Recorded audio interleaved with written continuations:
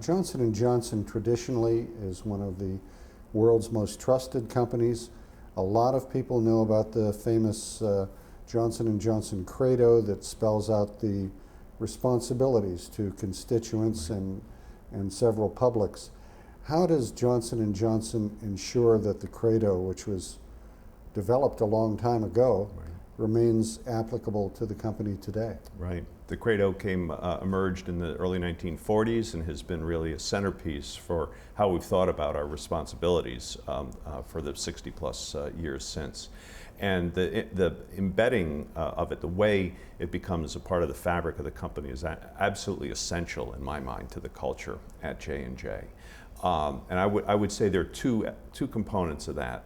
One is the fact that it just needs to be and is a part of each decision-making process that impacts stakeholders. It has to be recognized as real and as driving decisions. People in meetings have to feel that it's there. It has to be not just on the wall, but in the discussion with people. So that really comes from mentoring, from behavior modeling. It's toned from the top, it's toned from the middle, right? So it's the way it's just seen as a way of helping you to make decisions.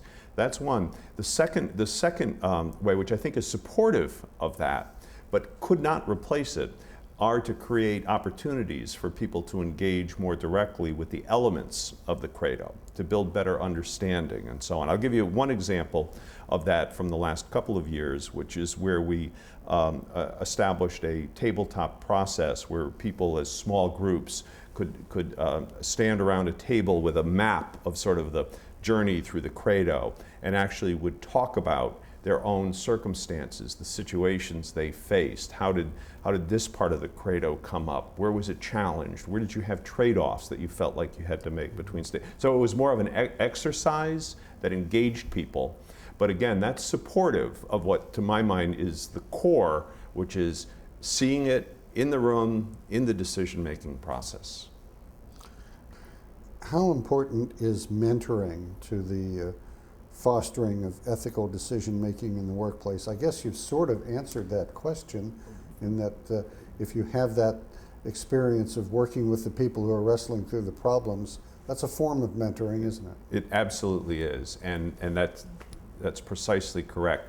We talked about the credo earlier at Johnson & Johnson, and the most powerful moments for me, and you know, I can sort of give you the individual stories about them because they're that emblazoned, are the moments where you saw someone, usually more senior in the organization, because that seems to have a special impact on you, or somebody from another part of the organization, where somebody has really taken the ethics to heart. In a meeting, they've been bold in raising a question or making a suggestion based on the ethical concerns that our credo may have raised around a particular decision. And when you see that played out a couple of times, it gives you the strength and the helps your personal character develop in a way where you to live up to the memory of what these other folks have done. It emboldens you to take the same positive actions in the future on behalf of the business making ethical decisions moving forward.